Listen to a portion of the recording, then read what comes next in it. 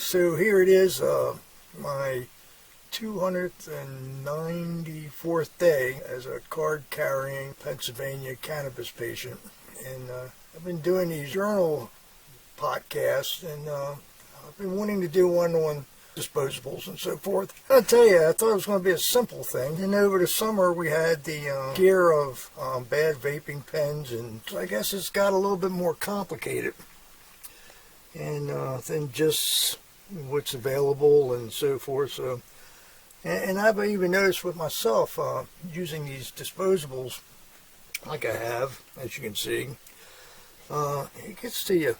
Some of the pens seem like they're going pretty hot, and some of them not, and you have a tendency to, it's very convenient. You just got it in your pocket, pull it out, do another dose. A few hours later you can do another dose. So there's a lot of things hidden in this little container, I guess, you got to be concerned about. And some of them I wanted to touch on doing this video. Oh, coffee. Good.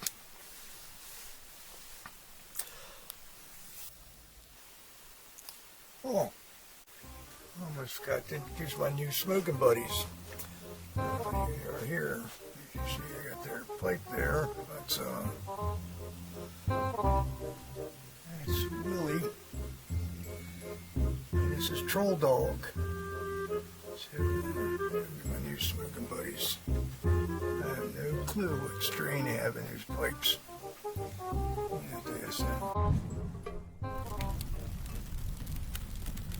Anyway, alright, let's get back to doing this about these vaping pens and everything that's been happening. We'll go from there. Now, first things first, let's talk about the, like they call it, the elephant in the room. It can't be ignored, and that's about the deaths that have occurred vaping and a number of lung-related illnesses. And anybody can check on the internet, and I would suggest they do. Here's just something I just grabbed, Rolling Stone, saying that the vitamin E is a strong culprit in the vaping crisis. And let me go down here. This year, the 2,051 people have fallen ill because of vaping, while 39 have died. One of the important issues here to really consider is that while the CDC's new report singled out vitamin E acetate, the agency acknowledged that other chemicals or toxins could also be causing illness and respiratory issues. But while the CDC also tested for plant oils, petroleum distillates, and other substances, they were notably not detected. I tell you, when you have these disposables in your pocket, the issue that I have with them is that they're just too daggone convenient. And the THC content on some of these is rather high. And I've known a few people now that have had issues with just too much THC. I know that sounds like, okay, but see, that's why this is all like pharmaceutical stuff. We're getting back to pills again, or whatever this is. You know, I mean, my point is that I'm a little bit concerned about all this vaping and all these pens and all these cartridges and all these extracts and all this good science, because that's not how it was created.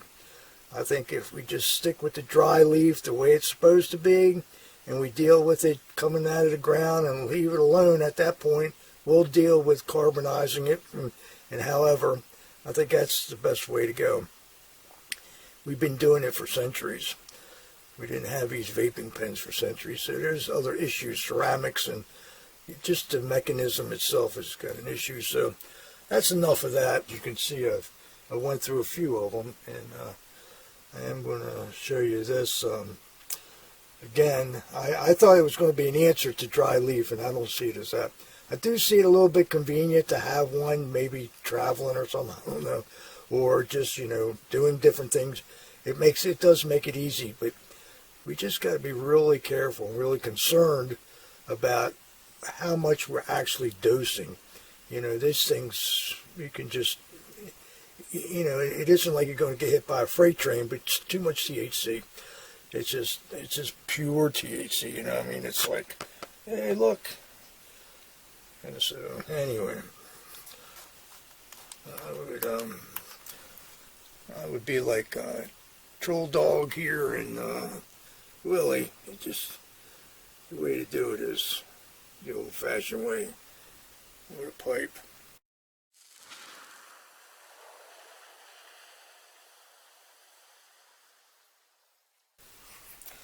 But in the state of Pennsylvania, you have to vape. So vaping dry leaf is much better than letting the chemist get a hold of it, in my book. But anyway, okay, enough of that. And there's other issues too with this. Currently in the state of Pennsylvania, we seem to be out of dry leaf. So let's get into that and how all of a sudden we have to have these pens because there's no dry leaf available for Pennsylvania cannabis patients. Which, anyway, let's get into this. Here we go. And now about dry leaf. The issue we have here in Pennsylvania at the moment is there seems to be a shortage of dry leaf. It'll be a few months down the road now, and there still doesn't seem to be available dry leaf, which opens the door up to what is available, and that has been back to what we've been talking about. See, the dispensary I go to is they have a limitation now of 3.5 grams or 2 gram products per patient per day. Now, that's if it's available. And it explains that due to grower-related dry leaf shortage in Pennsylvania, we are placing temporary limitations on dry leaf purchases. We will also be unable to hold dry leaf product for call-in orders due to the shortage, but will continue to hold extracted products based on their availability. We apologize for any inconvenience. Here's the problem. No dry leaf available to, and if it is, it's limited to just a few most days, and it's only a few hours and it's gone. I mean, you can check this website and they're pretty up to date keeping this website going. But you see, if I sat here and looked at this and seen that there was something available, by the time I got to the dispensary, it's gone. And that's happened. And so it's just, I don't know how you get around that. It has not been a very good thing for those of us who would rather be doing the dry leaf, which is the way that it was created. So, as you can see here, this is a caption of one of the days. Like last week, this day, nothing. It would be right here, a limitation right there, nothing. But when you get to disposables, just the disposables, this isn't the cartridges because this doubles and everything else.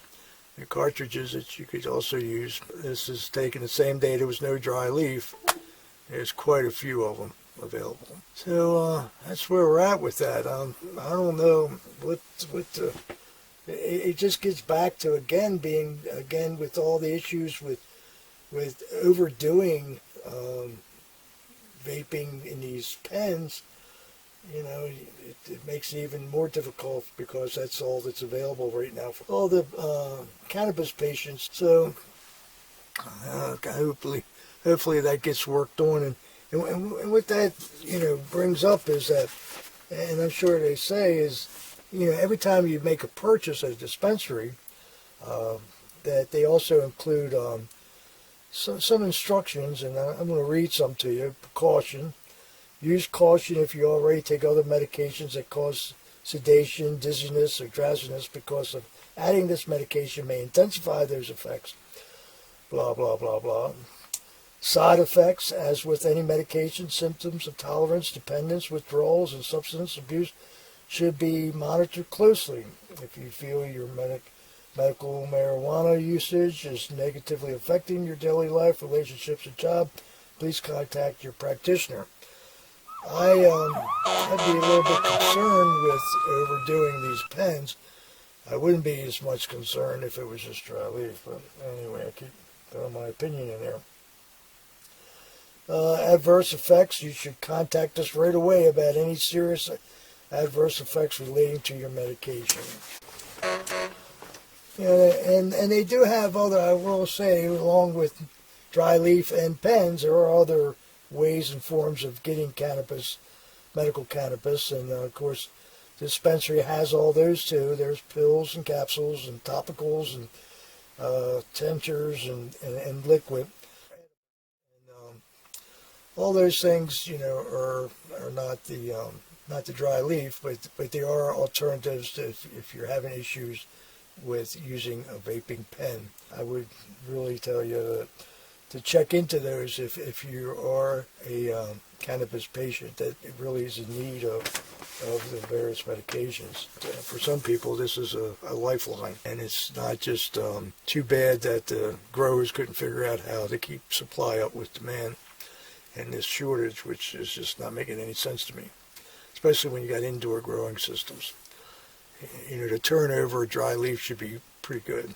But be that as it may, I guess, we've come a long way, so hey, let's hopefully see that this takes care of itself in the future.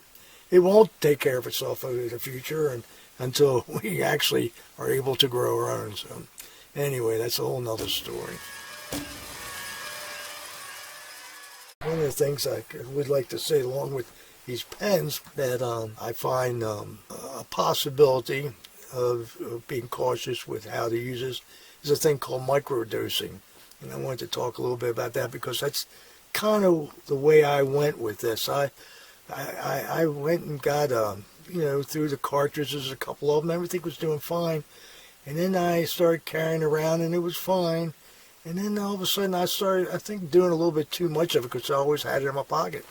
And next thing you know, every hour or so, and it got to the point where I was like, this is, the anxiety levels, everything, the reasons why I'm doing it seemed to go away because of what I was doing, which wasn't the cannabis was causing it, it was me. And it's, one of the things that I think we have to be very cautious about in doing this, because a lot of us are out here on our own trying to figure this out. And that's the reason I'm doing actually this podcast, is because there's other people I hope see this and also all of a sudden go, you know what, I got to watch it too. And maybe my solution might be microdosing, or my solution might be using something else in the vape pen, an edible or a topical or something. Who knows? But whatever it is, they're out there. And so let's talk about microdosing a little bit. Here's an article I pulled up on microdosing, and I'll say about doing this podcast is that there's so much information out there, and I'm not. This is just my information that I found that I want to share with you. You should really do your own, and I'm not offering this as being anything to follow necessarily. Just if it does help, I'm glad it does. But this is about microdosing, and see, what they're saying here, microdosing, is that this is basically for someone who is having issues with the effects that they get from THC. That's not necessarily what I'm talking about when I'm thinking about microdosing. My cannabis intake, and the reason for that is here it goes. I'm more concerned about overdoing and the availability of it being there as a, and really no guidelines. I mean, I can, do as much as I want. And with these pens, it makes it a little bit too easy. So I had to find a way to try to figure that out. And microdosing cannabis would be, to me, one way of doing it. And as you see right here, hence microdosing cannabis refers to taking small and precisely measured amounts in a carefully planned schedule. There's a very few important things there, and that's precisely measured amounts and a carefully planned schedule. I think we really have to look at that as cannabis patients. I see a lot of videos on YouTube and, you know, live videos going all over the place. And people are just like, oh, you know, one bong hit after another and after another and after another. You know, if that's where you're at and the reasons for it, that's fine. That's you. You know, it's not up to me to tell you. I just have to be a little bit cautious because I don't see that I can't imagine that most cannabis patients are all sitting around just constantly you know, you have to have some sense about this. At least that's my opinion. So anyway, when I'm saying microdosing, I'm talking about taking cannabis, finding a strain that does what I want it to do, deals with the issues, the medical issues that I have, and then I want to take that in small and precisely measured amounts, just enough, not overdoing it, and do a carefully planned schedule. And that's why I'm journaling this. You know, like I said, I'm like 294 days into this, and it's been a journey. And from this point, from back, you know, after that first month, what a difference. I mean, I can't even explain it to you. In a very positive way, a lot of great things. You know, as far as the reason why I do it, it has been working very well. Yet, we got to be cautious because of these things that I'm talking about, at least for me. You know, these vaping pens, they, look at that. I mean, I don't know how many strains I got sitting there, but I could be just one after another all day long. You know, like I showed you before, there's quite a few out there. And I think that's not where I want to be. And it's just a place where I have to figure this out for me. I wonder about those people with their lung illnesses and these deaths, exactly where they were with, you know, the amounts they were using and the reasons for it and, you know, all that. So anyway, that's that. I think that's about all I got to say about this. I also have to...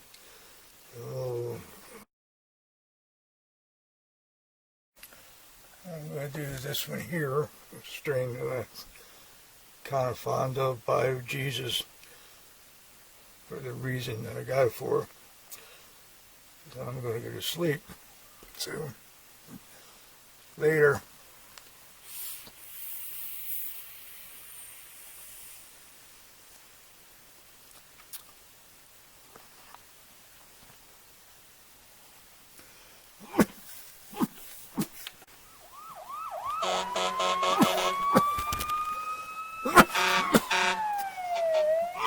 That was a mistake.